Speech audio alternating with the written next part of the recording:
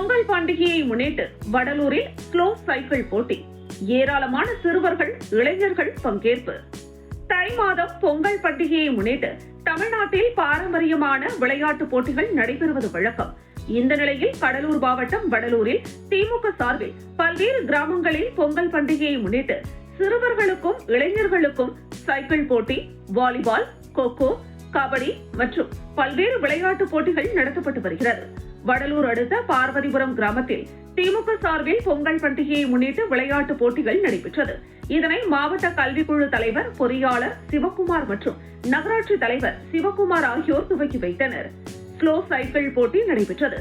இதில் 5 வயது முதல் 10 வயது வரை உள்ள சிறுவர்களும், 10 வயது முதல் 20 வயது வரை உள்ள இளைஞர்களும் 200க்கும் மேற்பட்டோர் ஆர்வத்துடன் பங்கேற்றனர்.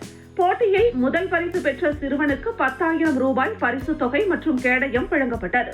2ஆம் பரிசு பெற்ற இளைஞருக்கு 5,000 ரூபாய் ரொக்க பரிசு மற்றும் கேடயம் வழங்கப்பட்டது. 3ஆம் பரிசு பெற்ற இளைஞருக்கு 3,000 ரூபாய் பணம் மற்றும் கேடயம் வழங்கப்பட்டது.